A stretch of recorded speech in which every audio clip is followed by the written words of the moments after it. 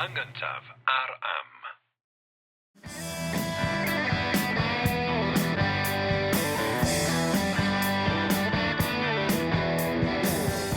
Helo, symau, Jerry Hunter dwi. A Richard Wyn Jones dwi, a dych chi'n gwrando neu'n gwylio podlediad yr hen iaith. Podlediad lle mae yna Americanwr o Cincinnati, Ohio, yn graddol addysgu rhywfaint ar Gymro o ben mynydd yn ysmôn ynglŷn â cyfoeth llenyddiaeth i iaith y hyn. Da ni ar gael drwy'r holl ffrydiau podlediadau, da ni ar gael ar YouTube, lle mae modd yn gwylio ni hefyd, a da ni ar gael yn gynta bob tro, Jerry. Ar am. Ar am.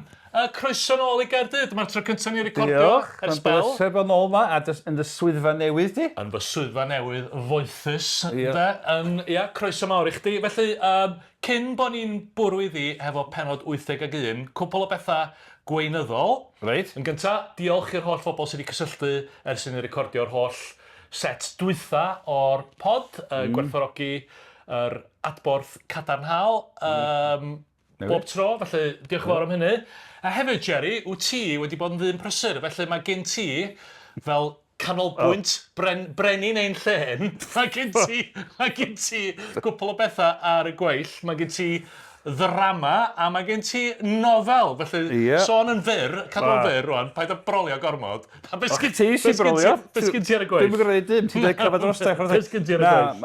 Wel, gynnau drama'r daith, mis Mawrth eleni, felly mae'r benod yma'n mynd allan. Be di enw'r drama, Jerry? Ledi'r Wyrcws. Ledi'r Wyrcws. Ar daith, ledled Cymru, mis Mawrth. Ydy o'n drama am ddynas mewn wyrcws, Jerry? Yndi, ac am gasglu Cyneuon Gwerin wedi seilio'r stori bwysi am Lady Amy Perry Williams, Gwraig T.H. Perry Williams, yn casglu Cyneuon Gwerin mewn wyrcws Hol Cymru. Mae hwn ar daith, ledled Cymru, mis Mawrth. A mae'n had wedi gweld o gyda llaw, a mae'n had yn gynulleidfa galed, ac oedd o'n meddwl bod o'n wych, felly dwi ddim wedi weld eto. Diolch yr athro Gareth Wyn Jones, felly. Am hynny o, a wedyn nofel? Mae gennau nofel Saesneg gyntaf dod allan nes ymlaen eleni.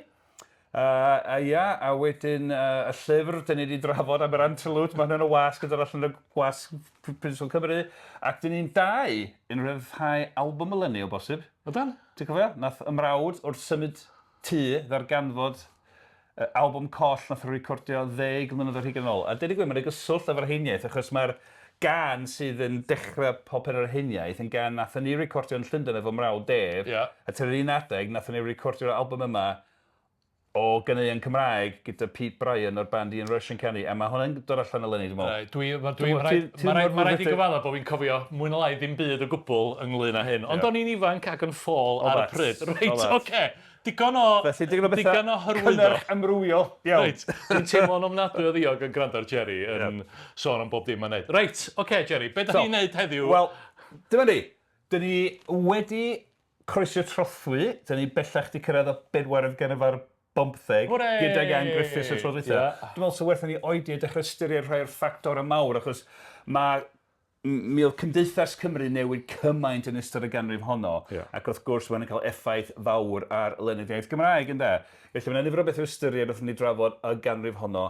Mae'n y duedd weithiau i siarad yn ddiog yn sôn am oes Victoria hefyd, ond wrth gwrs di oes Victoria ddim yn dechrau'n swyddogiol tan 1837 yn mynd ymlaen tan 1911, ond felly, na fo. Felly, ar ran y ganrif honno, dyn ni'n ymwybodol, ti'n gwybod, cysleddu ar hanes y Diwydiannu, a twf poblogaeth, datblygiadau yn gwyddoniaeth, a rhywbeth o felly, gwleidyddiaeth, wrth gwrs, yn y cyfnod. Wel, hefyd mae yna dwf, dwi'n gan bod fi ddim yn gwybod beth da ni'n trafod yn y penodau yma wrth i ni fynd, ond un o'r pethau sydd yn digwydd troed y bedwaredd ganrif y bymtheg ydy twf Prydeindod a chenedlaetholdeb Prydeinig reit filwriaethus mewn gwrthwynebiad i'r chwyldro'n Ffrainc ag ati. So dwi'n tybio bod hwnna yn rhan o llenyddiaeth Cymraeg bedwaredd. Bendant. Dyn ni sicr am ystyried gafel Prydeindod ar llenyddiaeth Gymraeg yn dyn. A jyst o ran newidiadau rhywbeth nes i nodi Poblogaeth Cymru yn 1811 oedd o gwmpas 600,000 erbyn diwedd y ganrif 1911 oedd agos at filiwn de. So sort of newid lot o ran hynna a pob peth de. Felly yna lot o bethau felly.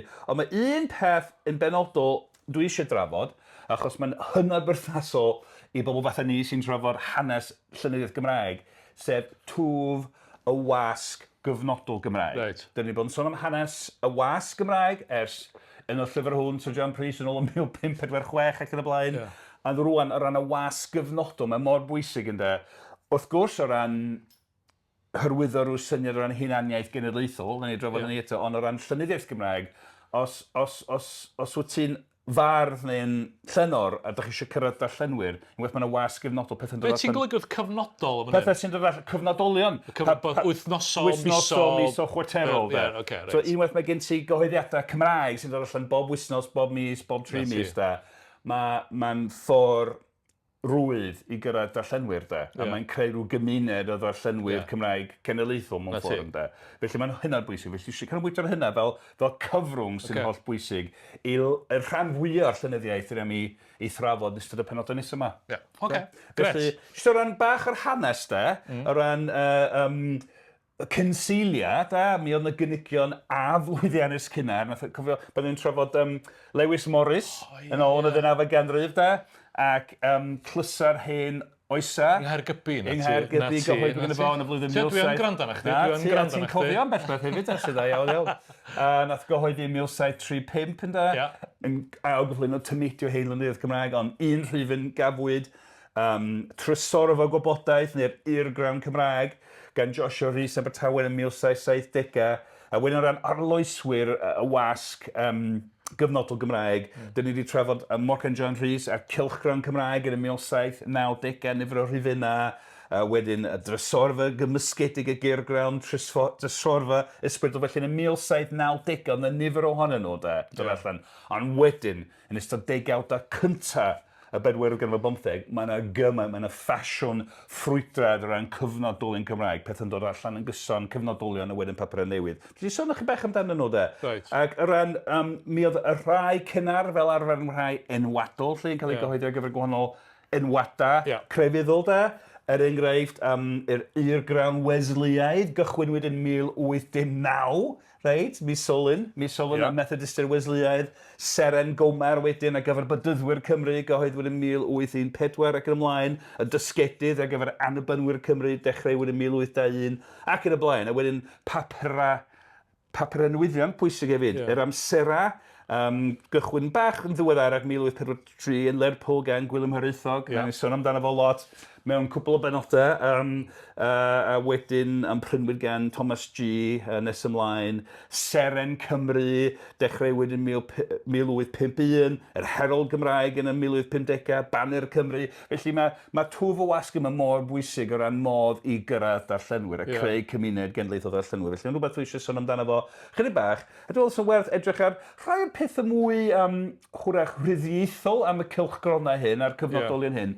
Ond mae'n fodd i ni ddall y diwylliant yn der, cyd-destun yma. Just fel mae'n digwydd, nes i dreulio wrth ystwytho yn y Llyfrgell Genedlaethol yn Aberystwyth, ac mae'r wasg enwadol yn ddiddorol, neu oedd o'n anusgwyl i fi, achos o'n i wedi cymryd yn ganiataol bod y wasg enwadol yn trafod materion crefyddol yn unig, ond am resymau, a falla ddawn amlwg yn y dyfodol, o'n i chwilio am araith gan Lloyd George, lle oedd o'n galw am Gymru rydd, Cymru annibynnol, reit? O'n i'n trio ffeindio'r araith yma, ac yn y pen draw, yn y goleuad nes i ffeindio yr adroddiad mwyaf cyflawn o be oedd Lloyd George wedi ddweud yn yr araith yma. So, o'n i'n dysgwyl bys efo mewn... O'n i'n dysgwyl mewn... Cylchran enwadol. Ac oedd o'n newyddiaduraeth go iawn, ti'n modd? Mae'r cyfnodol yma, mae yna bob math o bethau. Mae yna lawr o gynnwys crefyddol. Ond hefyd newyddion, pethau gwleidyddol, hanes steddfodau, barddoniaeth ac yn y blaen. Felly'n sicr iawn. Felly, i'r enghraifft, nes i sôn ychydig bach am un o'n trysorfa, neu drysorfa ysbrydol, gychwyn ar ddiwedd yr hen ganrif, 1799, Thomas Charles o'r Bala, dyn pwysig iawn o ran goeddi beth efo'r Methodistiaid, ac ar gyfer y Methodistiaid Calfinaidd. Ac, dyfyniad cynta sy'n gen ti, yw Thomas Charles a Thomas Jones, golygyddion y drysorfa, i rhagymadrodd, neu lythyr gyhoeddwyr at i cyd-bladwr y Cymru, yn y rhifyn cynta un, yn 1799. Reit, ac i rhai ni sy'n newydd i'r podlediad, be mae Jerry'n neud ydy rhaid swper bethau fi darllen, a dwi'n mynd gweld nhw o flaen llaw, felly dwi'n darllen nhw'n fler, ond mae Jerry'n mwynhau fy mlerwch chi. Anwyl gyd-wladwyr, ein dymuniad hiraethlawn a pharhaus yw lles eich eneidiau anfarwol. A thra chysurus yw gennym weled arwyddion bod cynifer ohonach yn dwys feddwl am yr achos mwyaf ei bwys, sef cyflwr eich eneidia a'ch sefyllfa yn y byd tragwyddol. Pwy ni lawenhau o ddieithr y sawl a garant y tywyllwch, wrth weled gwybodaeth yn amlhau, miloedd o ieuenctid ein gwlad yn ymroddi yn awyddus i ddysgu darllen gair Duw, yn grandaw ei bregethau gyda awyddfryd a llawenydd, ac yn dangos arwyddion hefyd o'i effeithiau iachusol yn ei bycheddau. Yr ydym yn golygu ein hunain megis eich gweision gwael ac anheilwng tra'n bom yn y llafur a'r achos hwn.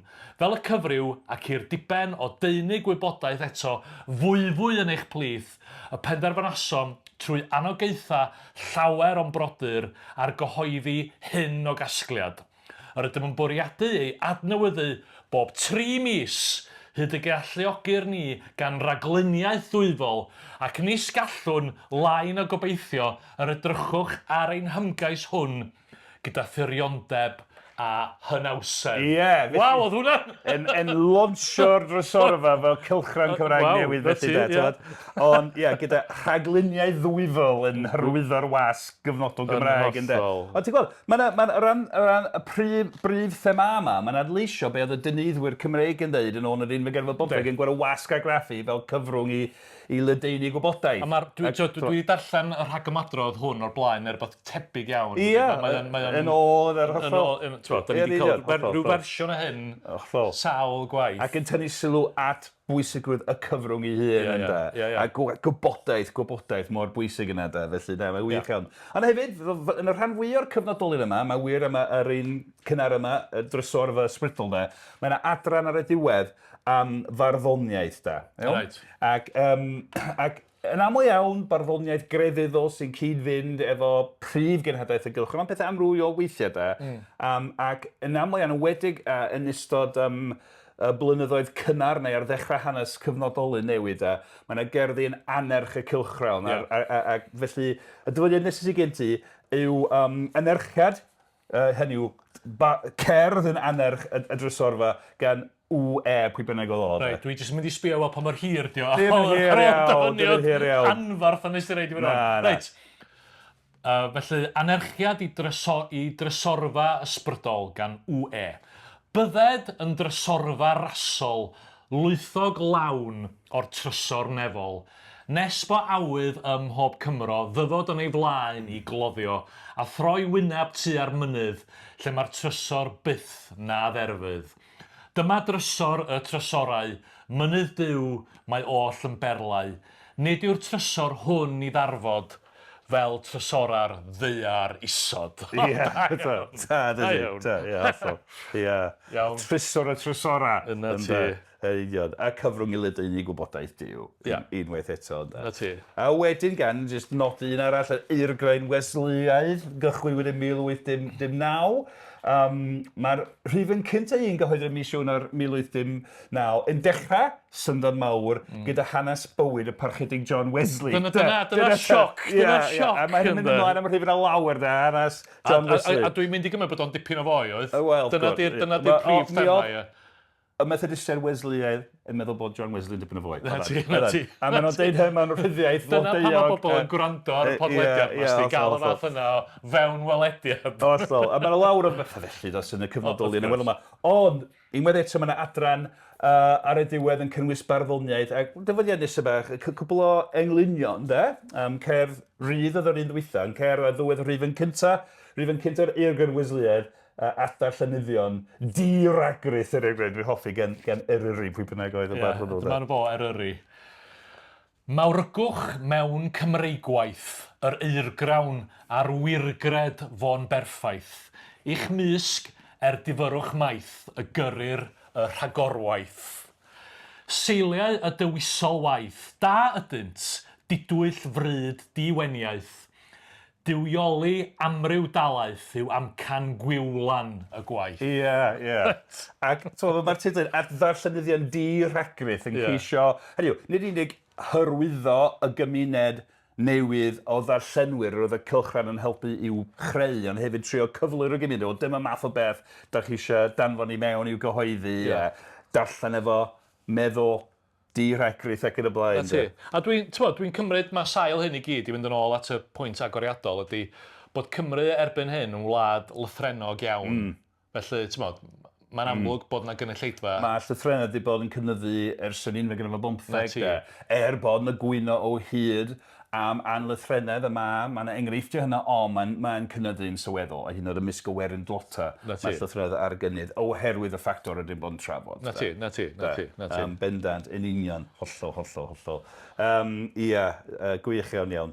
A wedyn, rhywbeth holl o wahanol, ond o ran y rhyddiaeth y gyhoeddwyd yn y pethau hyn, a dyn ni trafod y ffaith bod yna lawer iawn o rhyddiaeth grefyddol sy'n cydfynd ar amcanian enwadol fel y gellir i ddisgwyl chi. Ond wrth gwrs, yn ogystal â hanes bywyd John Wesley, yna bethau oedd y ti'n sôn am gafael Prydeindod ar Gymru. Wel, dyma'r dyfyniad nesaf sy'n gen ti ar yn ail rhif yn yr eirgan Wesleyaidd, Chwefror 1819. Sylwadau'r eiriau diweddaf arglwydd Nelson wrth i bobl ar fwrdd long ychydig cyn marw ym Mrwydr Traffolgar. Na, dyma ni, cyn mynd ymlaen i ddallt, dyma ni yn union y pwynt o'n i'n neud reit ar cychwyn ynglyn â mae'r lot o'r drafodaeth o dwf cenedlaetholdeb Brydeinig gan bobl fel Tom Noen, Linda Colley ac ati. Mae gyd ynglyn â yr adwaith i'r chwyldro Ffrengig a'r ymdrech i drio creu ymdeimlad o Brydeindod mwyn fel rhyw wrthglawdd yn erbyn y grymoedd radicalaidd mawr cyfandir.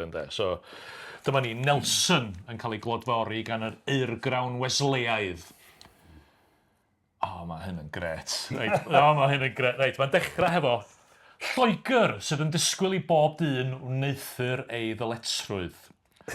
Cofus eiria, geiria na ddylai neb o fewn ein teyrnas, ymha sefyllfa bynnog y byddo, golli golwg arnynt. Canes Lloegr sydd yn disgwyl i bob dyn ar y môr ac ar y tir, ym mhob lle yn yr ymerodraeth i wneithur ei ddyletsrwydd. Ni heiddai neb gael y mwynhad o'n breintiau am bendithion rhagorol heb wneithur hyn. Ac hyn y mae ynddo gyflwyno y cyfryw i genedlaethau eto i ddyfod. Dyna chdi ddatganiad, de? A Lloegr, de? Lloegr. A dyfyniad, Cymreigio dyfyniad Nelson i hyn, di hynny o'r dechrau, de. Ond Lloegr sy'n disgwyl bob dyn, hollol.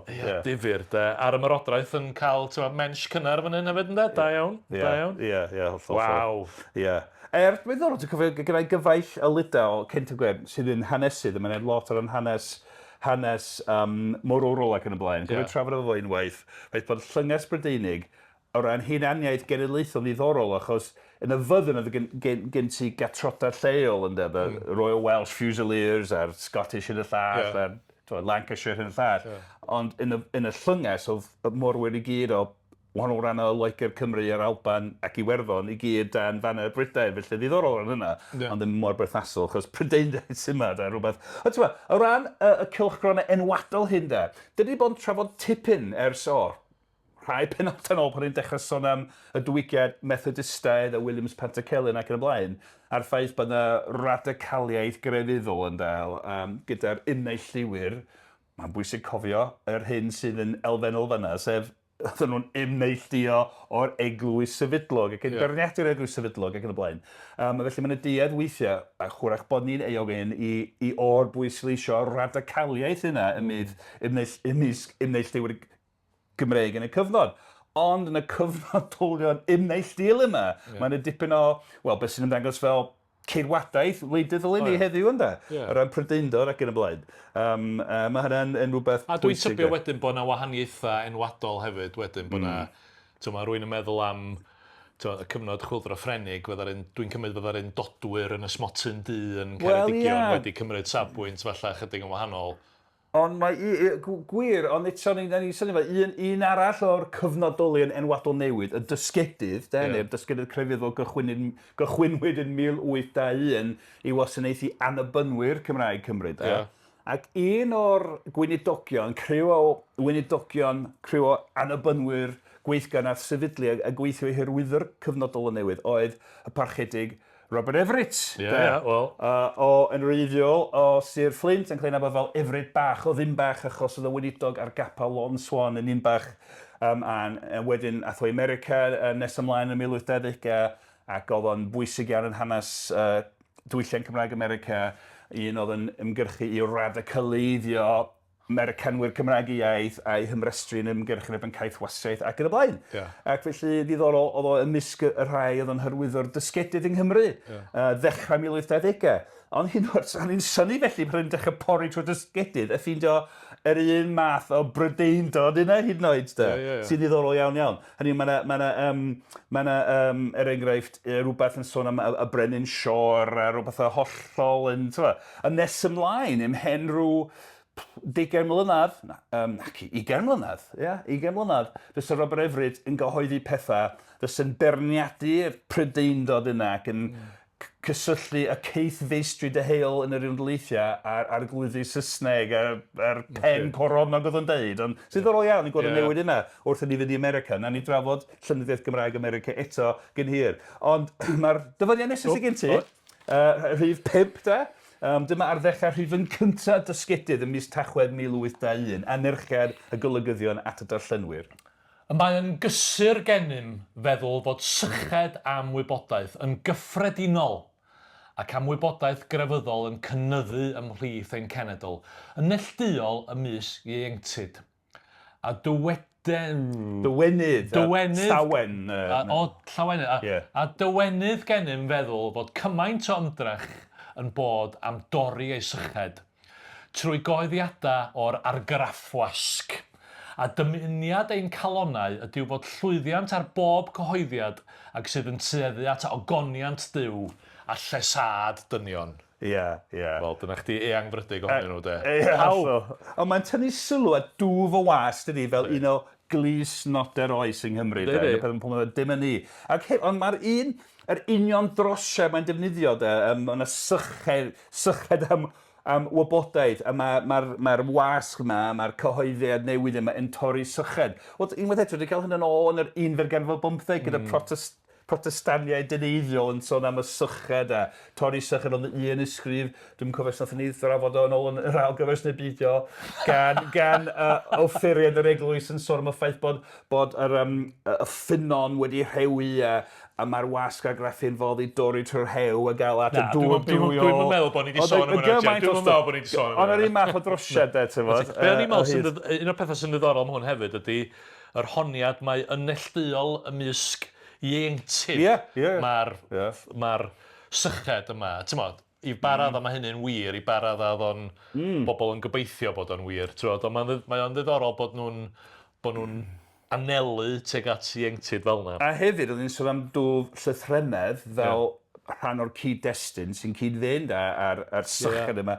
Sgwni iaoedd pobl iau yn fwy teddol o fynd yn llythrennog yn haws yn plant, wrth gwrs mae plant yn dysgu'n haws, felly dwi'n gwybod. A pan ni'n sôn am rhywbeth gyhoeddwyd yn gynnar yn y bedwaredd gyda'r bymtheg, wrth gwrs y pobl hyn oedd wedi cael ei magu yn y ganrif ddwytha, lle bod rhai o bobl hyn yn anlythrennog, mae hynny'n greatadwy hefyd ydy. So rhywbeth diddorol iawn hynny de. Ond eto yr un cylchan ni'n gweld pethau'n disgrifio y brenin siwr y Pedwerydd fel ein brenin ardderchog a hynny i gyd yn de. Felly rhywbeth diddorol iawn. Ond hefyd, o safpwynt y cyd-destun, rhywbeth ti'n gwybod llawer iawn amdano fo de. Dwi'n tyd, nath ynghyfeirio ei gynta at lyfr dylanwadol Benedict Anderson, Imagine Communities. Dwi'n cofio. Dwi wedi addysgu di, a dwi wedi dysgu pethau gen ti hefyd. Dos y blynyddoedd. Weithiau. Mae hynna'n gysur. Mae'r fer... Da ni'n ffrindias, ffasiwn ddegawda, so ti'n di dysgu ddim byd. Mae'n dysgu ddwy ffordd, ydy. Dysgu llawer iawn. Mae Richard Martin yn cael ffit yn y gongol ar gwerthu'n ar yma. Dysgu llawer iawn beth yn gyd ti. Dysgu ddwy ffordd ydy. Ond un o'r pethau, dwi'n cofio'n gynnar iawn, nes i awgrymu'r llyfr yna, pan oedd o'n newydd, ath allan dechrau'r 80au, mae'n siŵr. Os o'n dawn llyfr gymharol newydd, pan oedd o'n un blant bach, ac yn darllen pethau felly. Ac yn yr 80au. Ac dwi'n cofio, ac un o'r pethau, un o'r dadleuon Benedict Anderson yw bod y Wasg Gyfnodol di hybu ymdeimlad cenedlaethol mewn gwledydd ynddo. Creu'r gymuned ddychmygol ynddo. Imagine community. mae cenedl yn gymuned ddychmygol. Da ni'n gallu nabod pawb oedd yn mewn gymuned, ond da ni'n teimlo rhyw synwyr o berthyn. A mae'r wasg sydd yn ganolog yn galluogi hynny i gael ei greu. Yn union. Felly, ar ddechrau bedwaredd ganrif bymtheg, dim ond rhyw 600,000 o Gymru oedd. Ond eto, unwaith mae pobl yn darllen yr un cyfnodolion, pobl yn Sir Fynwy yn darllen pethau yma, pobl yn Sir Fôn yn darllen, mae'n help, dydy, i hybu'r... Yndi, ond mae o'n gymuned ddychmygol ddiddorol, achos mae'n Gymraeg ac yn Brydeinig, yn dydy. Dyna sy'n ddiddorol amdano fo. Da ni newydd weld hynna, dydy. Felly, mae Cymru, ond mae Cymru yn rhan o'r gymuned fwy grymus, sef Prydain, neu hyd yn oed Lloegr. Mae'n ddiddorol bod, so mae hwnna'n... Mae'r amwysedd yna reit o'r cychwyn yn fan'na, yn dydy. Yndi, hollol. Ond os ydym am hyn hefyd, rhan o'r darlun mawr o ran datblygiad yr iaith Gymraeg a chyd-destun cymdeithasol y Gymraeg mewn gwahanol gyfnodau. Mynd yn ôl, unwaith eto'r 1915 a chyhoeddi y Beibl William Morgan yn 1588, a nath ni drafod mor bwysig oedd hynna o ran sicrhau bod un iaith lenyddol i'r Cymru cyfa. Yr uwch-ddiwylliant sydd wedi un o'r Cymru Cymraeg yn wahanol iawn i'r Wyddelod a'r Gwyddalod a'r Llydawyr sydd yn dadlau misg i gilydd o ran pa dyfodiaeth oedd yn cael defnyddio fo iaith lenyddol. Mae'r Cymru wedi cael hynna iaith lenyddol aruchel ers hynny de, ac wir ers canol mewn ffordd. Felly mewn ffordd, dwi'n meddwl mae hynna, radda mae'r ffaith bod na iaith lenyddol dderbyniol trwy Gymru gyfa ers canrifoedd. Mae hyn yn barod o wedyn pan y Wasg Gyfnodol, pobl yn darllen mwy, mae'n ehangu'r beth. A rhywbeth, dwi'n eisiau crwydro'r ormod i dir athronyddol a dechrau malu awyr, ond... Dim di stopio chdi o blaen. Na chdi dda, hynny o beth. Ond mae rhywbeth sy'n ddiddorol o fi, fel newydd drafod theori am Benedict Anderson am bwysigrwydd y Wasg Gyfnodol yn hyrwyddo ymdeimlad cenedlaethol, mae pobl yn gallu darllen yr un deunydd y teimlo bod nhw'n rhan o'r un gymuned dychmygol de. Mae berniad llenyddol ers talwm yn dylanwadol iawn America, Stanley Fish, pethau, ac un o'r bethau fo oedd cysyniad ynglyn â'r gymuned ddehongliadol, interpretive communities, o ran sut mae gwaith llenyddol yn cael ei ddehongli gan bobl sydd yn perthyn yn fras yr un gymuned, ddehongliadol o ran pobl sydd yn fras wedi darllen yr un pethau, yr un math o chwaith yn fras, yr un disgwyliadau. Wrth gwrs, mae yna orgyffwr, mae yna newidiadau ac yn y blaen, ond yn fras. So mae rhywbeth ddiddorol i fi, fel rhywun sy'n studio llenyddiaeth, bod yna debygrwydd athronyddol mewn ffordd ar ryw lefel rhwng yr hyn sy'n hybu ymdeimlad cenedlaethol a yr hyn sy'n creu chynnal cymuned lenyddol mewn ffordd. Ac y weithred o ddychmygu sy'n ganolog yr ddau mewn ffordd ynddo.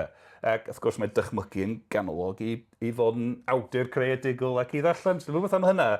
Rhywbeth rhywle, mae eisiau llyfr athronyddol yn mynd yr afal ar tebygrwydd rhwng ymdeimlad cenedlaethol a llenyddiaeth greadigol. Mae yna rhywbeth yna, dwi'n gweld. Ond, a teud i gwe, mae yna gymaint o ddeunydd yn y Wasg Gyfnodol Gymraeg i studio hynna. Ac rhywun yma sy'n styried wneud MA neu PhD, mae Wasg Gyfnodol Gymraeg y bedwaredd ganrif bymtheg yn faes mor gyfoethog. Y bellach, diolch i'r llyfrgell genedlaethol.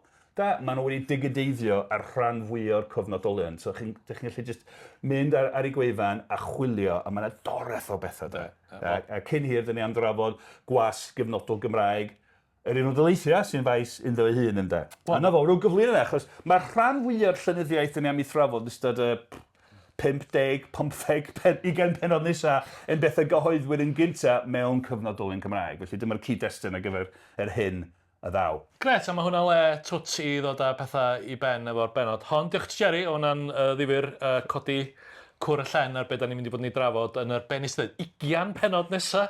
Hargol fawr. Reit, diolch yn fawr iawn ti.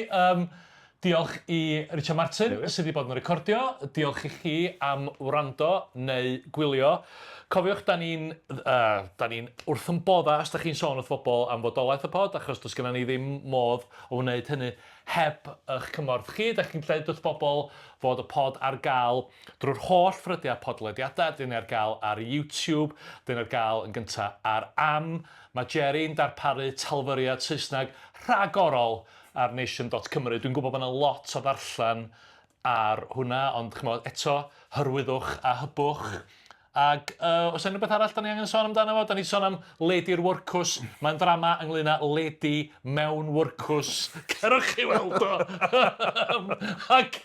Ew, ti di datblygu feriad llenyddol craff iawn, Richard. Dwi'n meddwl. Dwi'n mynd gwastraffu'n amser yn neud y pod mas di boi. Reit, oce. Gyda hynny, diolch a hwyl am y tro. Hwyl an.